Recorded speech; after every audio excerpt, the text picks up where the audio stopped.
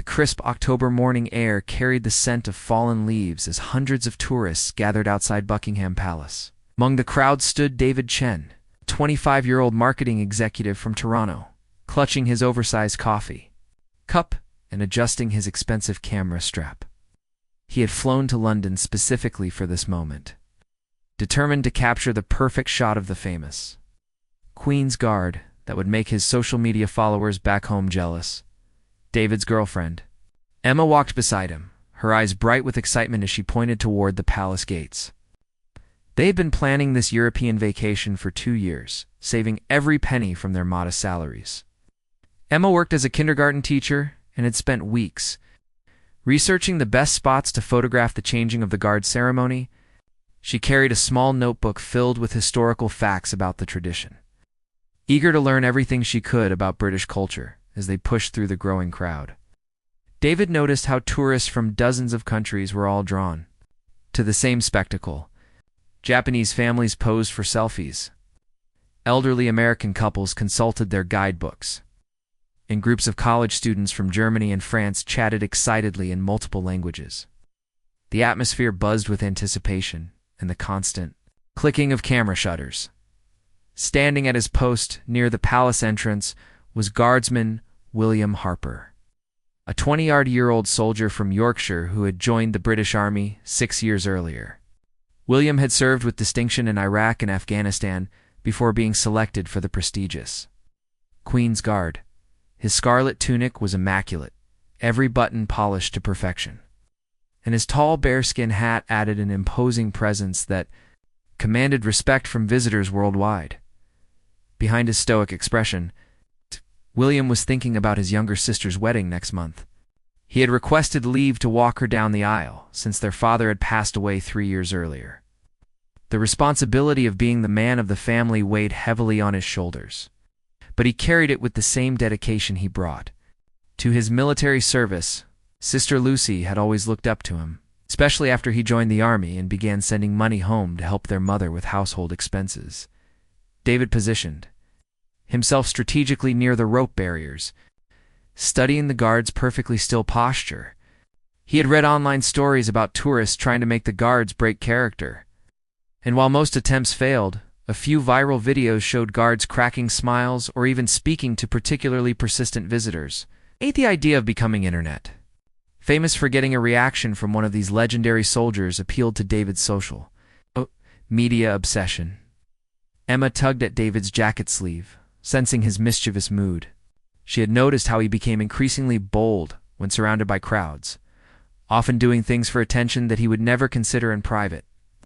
During their week in Paris, he had climbed on a fountain for photos, despite clear warning signs, resulting in an embarrassing encounter with French police. Emma hoped he would behave more respectfully here, especially given the solemn nature of the royal traditions they were witnessing. The morning sun climbed higher, casting dramatic shadows across the palace courtyard as more tourists arrived. Street vendors sold miniature Union Jack flags and royal-themed souvenirs, while mounted police officers maintained order from their impressive horses. The scene resembled a carefully choreographed performance, where everyone knew their role except for the unpredictable element of tourist behavior. William had been standing at his post for nearly an hour, his trained muscles maintaining perfect posture despite the weight of his ceremonial rifle and equipment. His eyes remained fixed straight ahead, but his peripheral vision caught every movement in the crowd. Years of military training had taught him to stay alert while appearing completely relaxed.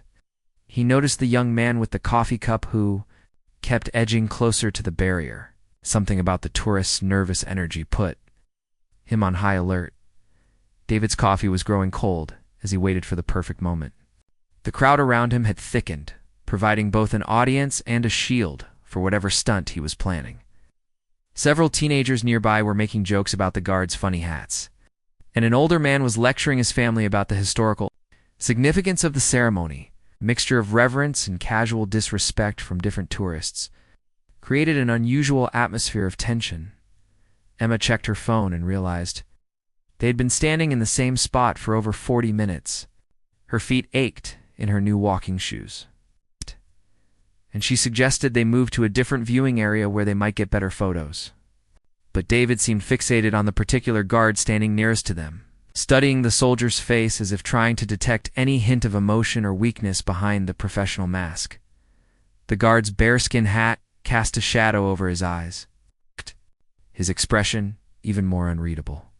William had perfected this intimidating look during countless hours of training, learning to project authority and dignity even when facing difficult situations. His instructors had prepared the guards for everything from curious children trying to touch their uniforms to aggressive protesters attempting to disrupt ceremonies. A tour guide leading a group of elderly Americans began explaining the history of the Queen's Guard tradition, her voice carrying across the courtyard as she described centuries of military service and royal protection. Ow. She mentioned how these soldiers were not just ceremonial figures but active military personnel who had served in combat zones around the world. Her words seemed to add weight to the morning air, reminding everyone present that they were witnessing something far more significant than a tourist attraction. David's phone buzzed with notifications from his Instagram account, where his previous vacation photos were receiving likes and comments from friends back home. The desire for social media validation had become almost addictive for him, driving him to seek increasingly dramatic and attention-grabbing content.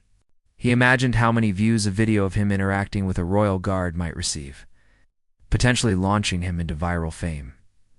The crowd began to stir with excitement as rumors spread that the changing of the guard ceremony was about to begin. Street photographers positioned themselves for the best angles, while families gathered children closer to the barriers. The anticipation was building toward something special, though none of the tourists could have predicted how dramatically their morning was about to unfold. William felt the familiar flutter of pre-ceremony nerves that he had. He's learned to control through breathing exercises and mental discipline. Despite years of experience, he still felt the weight of representing his country and monarch before an international audience. Every movement, every expression was being recorded and would potentially be shared around the world within hours. The stage was set for an encounter that would test everything both men had learned about character, dignity, and the consequences of our actions when the world is watching. The tension in the air grew thicker as David moved closer to the rope barrier, separating tourists from the ceremonial area. His heart pounded with a mixture of excitement and nervousness as he clutched his coffee cup tighter. Around him, the crowd had swelled to nearly 300 people, creating a sea of cameras, phones, and expectant faces all focused on the magnificent spectacle of the Queen's Guard. Emma noticed her boyfriend's increasingly agitated behavior and grabbed his free arm. She whispered urgently in his ear, trying to remind him of the respectful behavior they had discussed during their flight to London. She had grown up in a military family and understood the significance of these traditions in ways that David, raised in suburban comfort, perhaps could not fully grasp. Her grandfather had served in World War II. She had been taught from childhood to honor those who served their countries. David brushed off Emma's concerns with a dismissive wave, his attention completely focused on Guardsman Harper. The soldier's unwavering stillness fascinated and challenged him simultaneously. David had always been the class clown in school, the guy who made others laugh by breaking rules and pushing boundaries. The idea that someone could maintain such perfect discipline in the face of hundreds of staring strangers seemed almost inhuman to him. Guardsman Harper remained motionless, but his years of military training allowed him to assess threats and unusual behavior without moving his eyes. He had noticed the young tourist's increasingly erratic movements and recognized the signs of someone planning mischief. During his service in Afghanistan, William had learned to trust his instincts about people's intentions. Every instinct was now telling him to prepare for some kind of disruption. The morning sun climbed higher, creating a beautiful backdrop of golden light against the red brick facade of Buckingham Palace. Tour buses continued arriving, disgorging more visitors, who quickly joined the growing crowd. Street artists sketched the scene while vendors sold postcards and souvenirs featuring images of the very guards who stood before them. The commercialization of the moment seemed to contrast sharply with the solemnity of the military tradition being observed. A group of school children from a local primary school had arrived for an educational field trip, their teachers struggling to maintain order as they pointed excitedly at the guards. Their innocent wonder and genuine curiosity created a stark contrast to David's calculating approach. One little girl asked her teacher if the soldiers ever got tired standing so still, displaying the kind of innocent respect that came naturally to children before cynicism set in. David's coffee had grown lukewarm, but he barely noticed as he studied every detail of the guard's appearance. The scarlet tunic with its intricate gold braiding, the perfect posture that seemed carved from stone, the way sunlight reflected off the polished buttons and ceremonial sword. Part of him genuinely admired the dedication required to maintain such standards, but a larger part of him saw it as a challenge to his own rebellious nature. Emma checked her watch and suggested they walk around to see other areas of the palace, hoping to distract David from whatever scheme was forming in his mind. She had already captured dozens of photos and felt satisfied with their morning's tourist activities.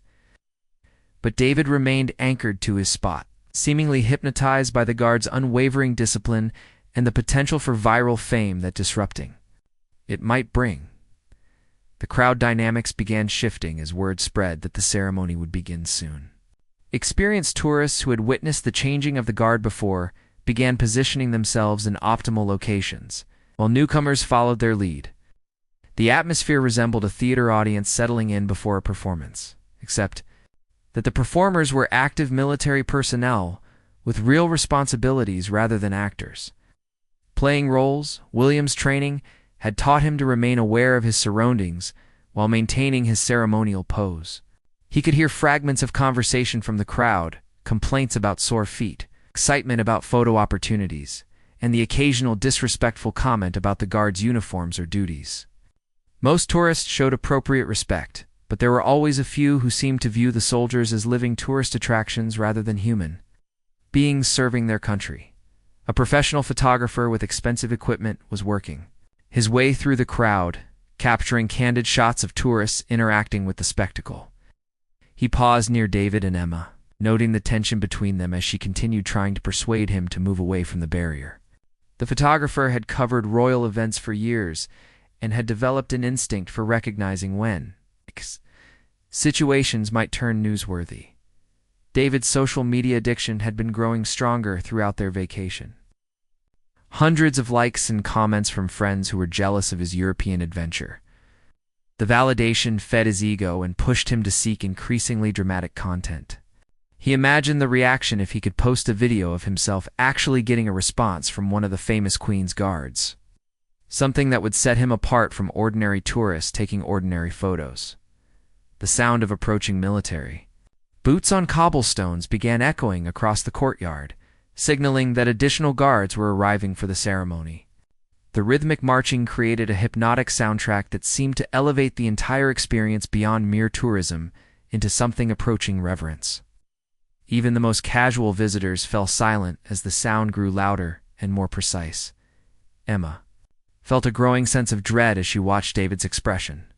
She knew that look from their 3-year relationship, the same expression he had worn before climbing the fountain in Paris, or sneaking into a restricted area of the Louvre for a forbidden selfie. Need for attention and approval often overrode his better judgment, leading to embarrassing situations that she increasingly found herself apologizing for. Guardsmen. Harper's military instincts were now fully engaged as he sensed the building tension from the tourist with the coffee cup. His peripheral vision caught every movement while his face remained a mask of professional composure.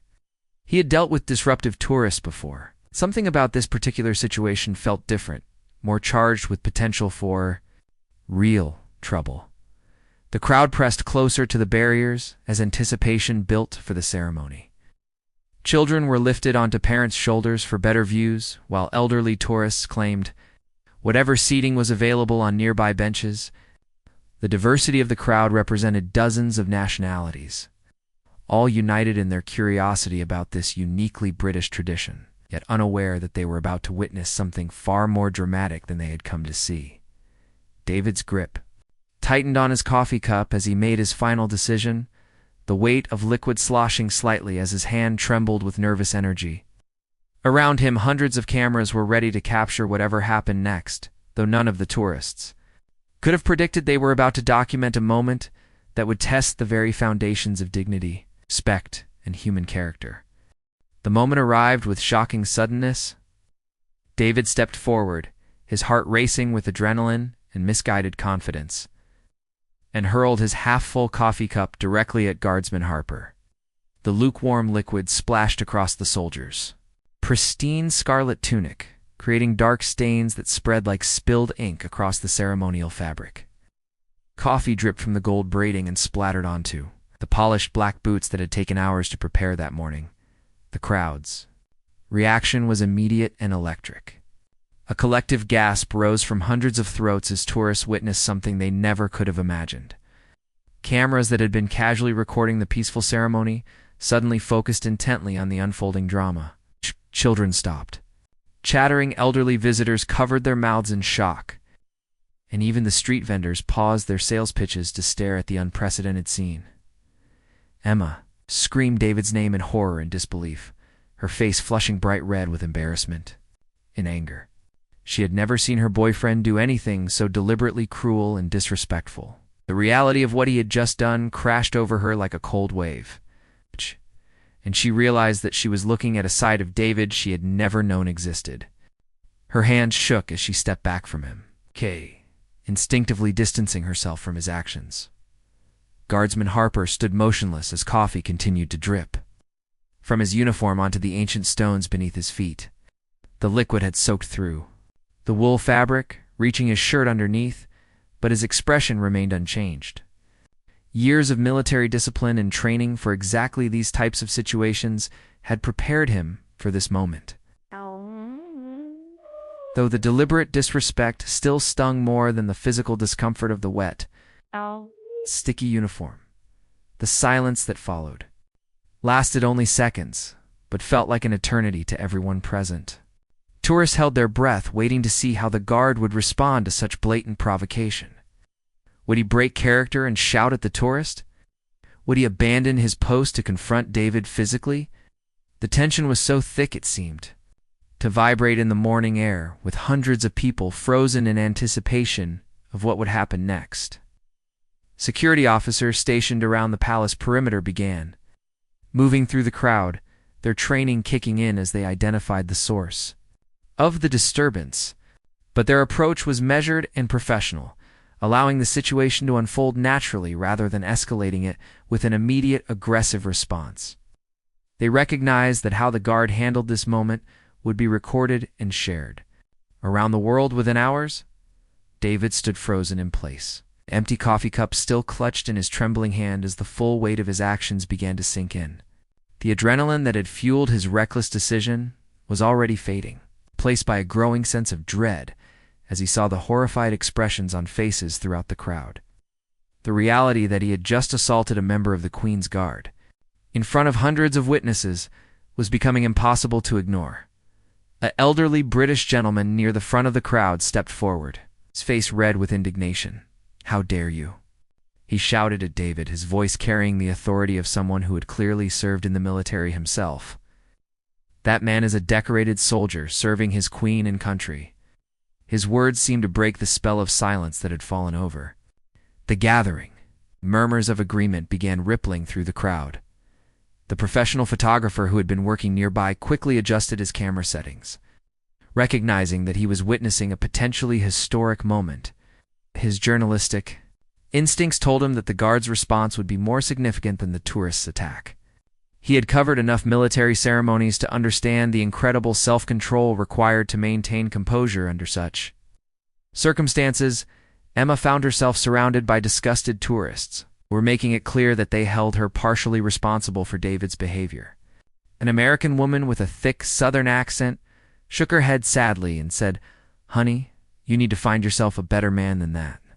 The judgment in her voice was unmistakable, and Emma felt tears beginning to form as she realized how profoundly her boyfriend had embarrassed not just himself but her as well. Guardsman Harper's mind briefly flashed to his sister's upcoming wedding, and how proud she had been when he was selected for the Queen's Guard. He thought about the centuries of tradition. He represented the soldiers who had worn this uniform before him in times of war and peace. The weight of that history and responsibility helped him maintain his composure, even as coffee continued to drip from his ceremonial dress. The crowd began to organize itself, to clear factions. The majority showed obvious disgust and anger toward David, with some tourists actually booing him openly. A smaller group seemed fascinated by the drama and continued filming, treating the incident as entertainment rather than the serious breach of protocol it represented. Children were asking their parents what was happening, creating teaching moments about respect and appropriate behavior. David's phone, which had been ready to capture his moment of viral fame, now seemed like a cruel joke in his back pocket. The likes and comments he had imagined receiving were being replaced by a very different kind of attention as people around him began taking photos of him instead of the guards. He was becoming infamous rather than famous, and the distinction was becoming painfully clear. A group of British tourists began discussing the incident in hushed but angry tones, with one older woman declaring that David should be arrested immediately for assault on a member of the armed forces. Their conversation was overheard by others, creating a ripple effect of indignation that spread throughout the crowd like wildfire. The tourist area was transforming from a peaceful cultural experience into something resembling an angry mob. The morning sun, which had seemed so beautiful just minutes before, now felt harsh and exposing as it illuminated the stains on the guard's uniform for everyone to see. The contrast between the soldiers' dignified silence and the tourists' increasing panic created a powerful visual that photographers and videographers were capturing from every possible angle. Security personnel continued their careful approach, but their presence was becoming more noticeable as they positioned themselves strategically around David. Their professional restraint allowed the guard to handle the situation according to his training and judgment. But everyone present understood that official intervention was imminent. The question remained whether Guardsman Harper would break his ceremonial silence or maintain his post despite the unprecedented provocation. The weight of centuries of military tradition, personal honor, and human dignity was about to be tested. In front of an international audience, the guard's response potentially defining not just his own character, but the very meaning of service and professionalism in the face of deliberate disrespect. Then, in a moment that would be replayed millions of times across social media platforms worldwide, Guardsman Harper did something extraordinary. He turned his head slightly toward David, his eyes meeting the tourist's panicked gaze with calm, measured dignity. When he spoke, his voice was quiet, but carried across the silent courtyard with the authority of someone who had faced real dangers and emerged with his honor intact. "Sir," he said, his words deliberate and clear, "this uniform represents every soldier who has served before me and will serve after me. Your coffee cannot wash away centuries of honor and sacrifice." The simplicity and dignity of his response sent shockwaves through the assembled crowd. This was not the angry confrontation or dramatic breakdown that many had expected, but something far more powerful. The crowd erupted in spontaneous applause that started with a few individuals and quickly spread until hundreds of people were clapping and cheering for the guard's incredible composure. The sound echoed off the palace walls, creating an almost ceremonial atmosphere that transformed the ugly incident into something approaching a celebration of human dignity. Even tourists who had been filming for entertainment purposes found themselves moved by the soldier's grace under pressure. David stood speechless, his face cycling through emotions as the guard's words hit him with unexpected force. He had anticipated anger, shouting, maybe even physical retaliation, but he was completely unprepared for this quiet display of moral authority. The guard's response made David's actions seem not just disrespectful, but petty and childish in comparison. The coffee cup slipped from his nerveless fingers and clattered onto the cobblestones. Emma burst into tears, but they were tears of relief rather than embarrassment. The guard's dignified response had somehow elevated the entire situation, transforming her boyfriend's shameful behavior into a teaching moment about character and grace. She found herself applauding along with the crowd. She was applauding the guard rather than defending David's actions. The contrast between the two men's behavior was stark and undeniable. An elderly veteran in the crowd stepped forward and removed his cap in a gesture of respect toward Guardsman Harper. "Well said, son," he called out in a voice thick with emotion. "That's what real soldiers do." His words seemed to speak for many in the crowd who were witnessing something they would never forget. The incident was transforming from a moment of disrespect into a powerful reminder of what military service truly meant. Security officers finally reached David, but their approach was professional rather than aggressive. The guards' calm response had diffused much of the tension that could have led to a violent confrontation. One officer placed a gentle hand on David's shoulder and said quietly, "Sir, you'll need to come with us." David offered no resistance, seeming almost relieved to be led away from the scene of his humiliation. The crowd began to thin slightly as some tourists followed the security officers and David toward the palace administrative offices. But many remained, continuing to applaud Guardsman Harper and discuss what they had witnessed. Conversations broke out in multiple languages as people shared their amazement at the soldiers' composure and dignity. The incident was already being uploaded to social media platforms by dozens of witnesses. A young British soldier who was part of the incoming guard rotation had witnessed the entire exchange. He approached Guardsman Harper during a brief moment. When protocol allowed movement and whispered, "That was brilliant, mate. Absolutely brilliant." The quiet solidarity between fellow soldiers added another layer of meaning to the moment, showing how the guard's response had elevated not just himself, but the entire military tradition he represented. Emma found herself approached by several tourists who wanted to express their sympathy for her situation and their admiration for how she had handled her boyfriend's behavior. A German couple offered her tissues and kind words, while a family from Australia invited her to join them for coffee to get away from the scene. The kindness of strangers provided some comfort during what was becoming the worst morning of her life. The professional photographer had captured the entire sequence and was already reviewing his images. On his camera's digital display, he realized he had documented something that would likely become historically significant. A perfect example of grace under pressure that military academies would probably use in training for years to come. His editor would definitely want these photos for the newspaper's front page. Guardsman Harper returned to his ceremonial position. Coffee stains still visible on his uniform, but his bearing unchanged. If anything, his posture seemed even more dignified after the incident, as if the test of his character had only reinforced his commitment to his duties. The crowd's continued applause seemed to energize him rather than distract him from his responsibilities. News crews were beginning to arrive as word of the incident spread through London's media networks. The combination of royal protocol, military dignity, and tourist misbehavior created exactly the kind of story that would capture international attention. Reporters were already interviewing witnesses and getting multiple perspectives on what they were calling the coffee incident at Buckingham Palace. David found himself in a small security office within the palace complex, facing questions from both police officers and palace security personnel.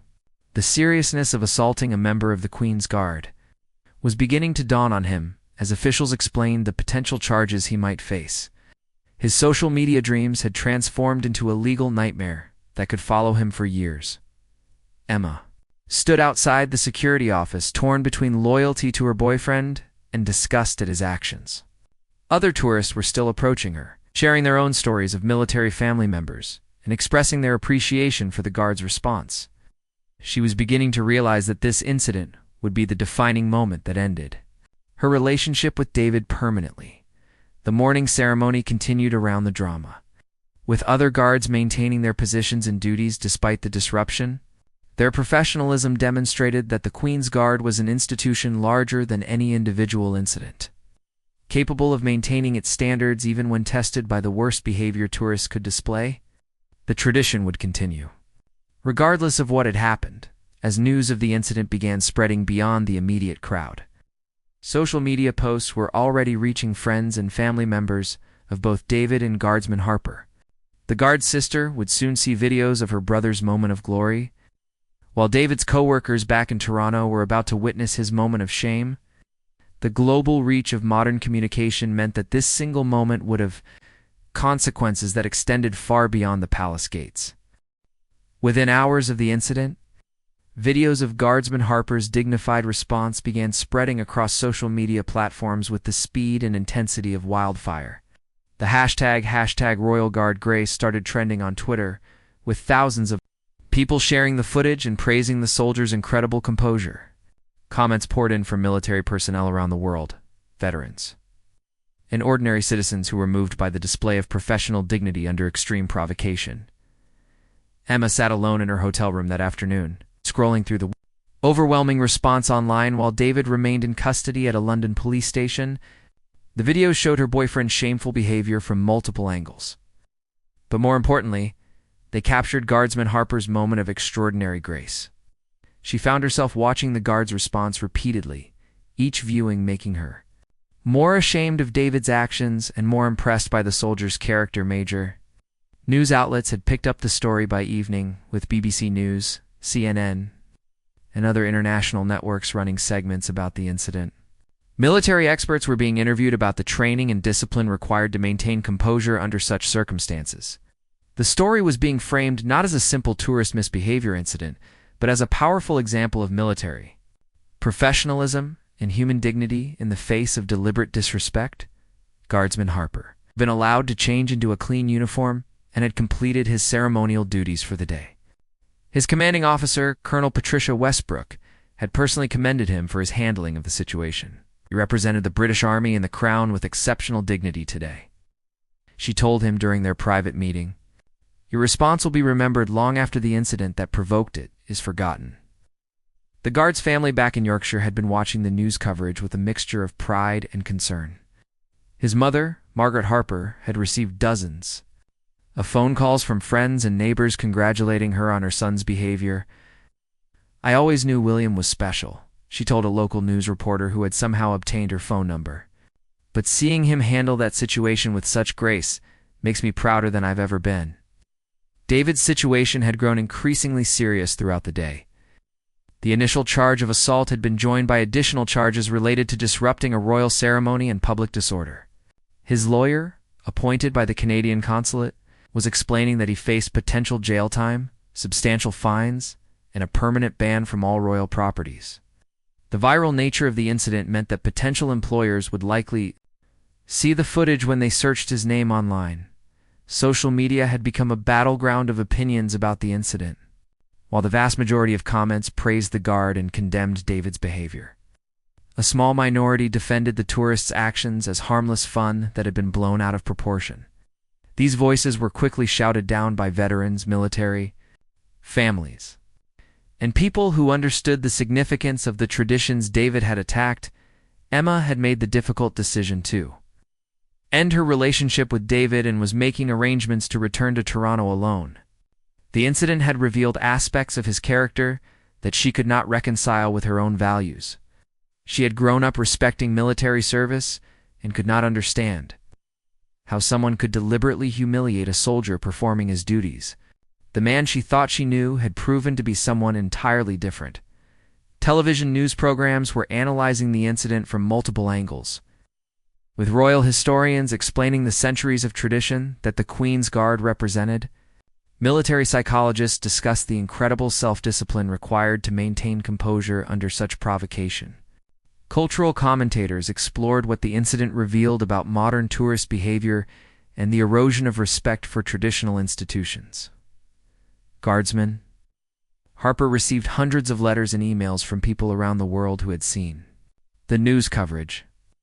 Veterans shared their own stories of facing disrespect while serving their countries.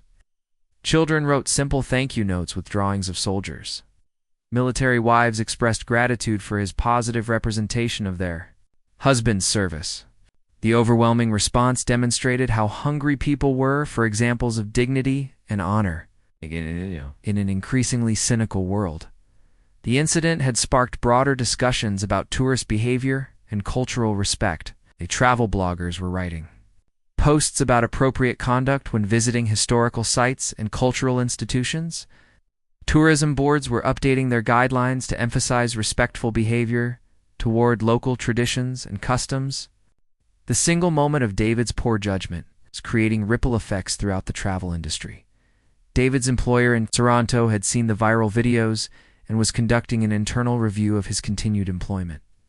The marketing firm that employed him was concerned about the negative publicity and the impact on their corporate reputation. His colleagues were already discussing the incident in hushed tones around the office, most expressing embarrassment that someone they worked with could behave so poorly on the international stage. University students in military history programs were analyzing the incident as a case study in discipline and character under pressure. Business schools were using the guard's response as an example of maintaining professionalism in crisis situations. Leadership seminars were incorporating footage of the incident to demonstrate grace under pressure and the power of measured responses to provocation. The contrast between the two men's responses to the situation had become a powerful teaching tool about character and consequences. David's impulsive action had brought him shame, legal troubles, and professional problems that would likely follow him for years. Guardsman Harper's disciplined response had earned him respect, admiration, and recognition that would enhance his military career and personal reputation indefinitely. International military academies were reaching out to British Army leadership to request speaking engagements with Guardsman Harper. His response was being studied as a textbook example of military bearing and discipline. The soldier who had simply been doing his job that morning had become an inadvertent ambassador for military professionalism and British values around the world. As night fell over London, the incident continued trending on social media platforms worldwide. The guard's words, "This uniform represents every soldier who has served before me and will serve after me," were being quoted in multiple languages and shared millions of times. What had begun as one tourist's moment of poor judgment had become a global celebration of military service and human dignity. 3 months later, the ripple effects of that October morning continued to spread across the globe in ways that neither Guardsman Harper nor David Chen could have imagined. The incident had transcended its origins as a simple tourist mishap to become a cultural touchstone, referenced in everything from military training manuals to university ethics courses. The power of social media had transformed a single moment of bad judgment and exceptional grace into a lasting lesson about character and consequences. Guardsman Harper had been promoted to sergeant and was now serving as a training instructor for new recruits joining the Queen's Guard. His story had become part of the official curriculum, used to teach young soldiers about maintaining dignity and professionalism under extreme provocation. The coffee stains had been cleaned from his uniform, but the memory of his response continued to inspire military personnel around the world who faced their own challenges with disrespectful treatment. The soldier had received over 10,000 letters from people in dozens of countries, expressing admiration for his composure and sharing their own stories of service and sacrifice. A scholarship fund had been established in his name at the military academy where he had trained, providing educational opportunities for children of fallen soldiers. The unexpected fame had brought responsibilities he never sought, but William embraced them with the same quiet dignity he had shown that morning at the palace. His sister's wedding had been a joyful celebration, where William was recognized not just as the bride's protective older brother, but as a national hero whose grace under pressure had made their entire family proud. Local newspapers covered the wedding, and well-wishers from around the world sent congratulatory messages. The small Yorkshire community where he had grown up organized a parade in his honor. Though William remained characteristically humble about the attention, David Chen faced a very different reality 3 months after his moment of infamy. He had pleaded guilty to assault charges and received a suspended sentence, community service requirements, and a lifetime ban from all royal properties in the United Kingdom. The legal consequences were manageable, but the social and professional aftermath proved more devastating than any court could have imposed. His name had become synonymous with tourist misbehavior and cultural insensitivity. The marketing firm in Toronto had ultimately terminated David's employment after determining that his association with their company created unacceptable reputational risks. Despite his skills and experience, finding new employment proved nearly impossible as potential employers invariably discovered the viral videos during routine background research. The internet's long memory meant that his moment of poor judgment would follow him indefinitely, a permanent reminder of the consequences of impulsive actions. Emma had returned to her teaching job in Toronto, but the incident had changed her perspective on relationships and character assessment. She had learned valuable lessons about truly knowing someone before making long-term commitments. Her kindergarten students became fascinated when they discovered their teacher had witnessed the famous incident, and she used the story to teach them about respect, kindness, and making good choices even when no one is watching. The breakup with David had been painful but necessary. Emma realized that his need for attention and validation, combined with his willingness to hurt others for personal gain, revealed fundamental character flaws she could not ignore. She had started dating a local firefighter who reminded her of the quiet dignity and selfless service she had witnessed in Guardsman Harper. The contrast between the two men's approaches to life was stark and instructive. The incident had sparked changes in how tourist attractions around the world handled disruptive behavior. Buckingham Palace had increased security presence during ceremonies, and other historical sites had implemented clearer guidelines about respectful conduct. Tourism organizations began incorporating cultural sensitivity training into their programs, using the coffee incident as a prime example of how not to behave when visiting sacred or traditional spaces. Documentary filmmakers produced a feature-length film about the incident, interviewing military experts, psychologists, and witnesses to explore themes of dignity, respect, and character under pressure. The film won several awards at international festivals and was being used in schools to teach students about citizenship and moral courage. Guardsman Harper had participated reluctantly, preferring to let his actions speak rather than his words. But his brief interviews revealed the thoughtful man behind the uniform. University psychology departments were studying the incident as an example of emotional regulation and impulse control. Business schools analyzed it as a case study in crisis management and professional behavior. Military academies around the world had incorporated Harper's response into their leadership training programs, teaching future officers about maintaining composure and dignity even in the face of deliberate provocation. The global military community had embraced Guardsman Harper as a symbol of everything their profession represented at its best. He received invitations to speak at veterans' events, military graduations, and international conferences on military ethics.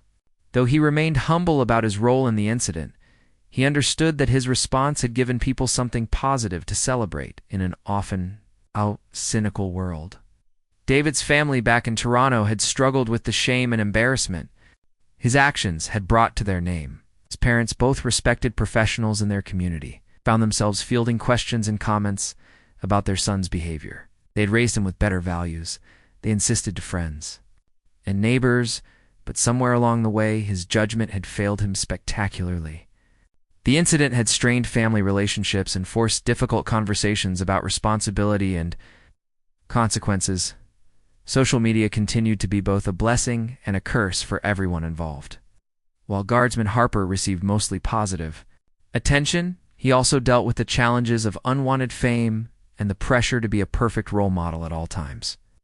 David faced ongoing harassment and judgment from strangers who felt entitled to comment on his character and future prospects. The permanent nature of internet content meant that both men would be forever linked to that October morning. Mental health professionals had reached out to both men, recognizing that sudden viral fame, whether positive or negative, could have significant psychological effects. Guardsman Harper had access to military counseling services and the support of his regiment, helping him process the unexpected attention while maintaining his military duties.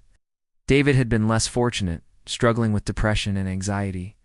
As he faced the long-term consequences of his actions, the incident had become a touchstone for discussions about modern society's relationship with authority, tradition, and respect. Conservative commentators praised it as an example of proper military discipline and traditional values. Progressive voices used it to discuss the importance of cultural sensitivity and the power dynamics inherent in tourist-local relationships. The multiple interpretations demonstrated how a single moment could resonate differently across the political and cultural spectrum. As the first anniversary of the incident approached, both men were preparing for renewed media attention and public scrutiny. Guardsman Harper had been selected to participate in a special ceremony, honoring military service members who had distinguished themselves through exceptional conduct. David was considering changing his name and moving to a different city, hoping to escape the shadow of his moment of infamy and rebuild his life away from the constant reminders of his mistake. The lasting legacy of that October morning continued to unfold in ways both profound and practical. A moment of disrespect had been transformed into a celebration of dignity. A tourist's poor judgment had become a soldier's triumph, and a single incident had reminded the world that characters revealed not in comfortable moments, but in times of trial and testing. The coffee stains had been washed away, but the lessons learned that day would endure for generations to come.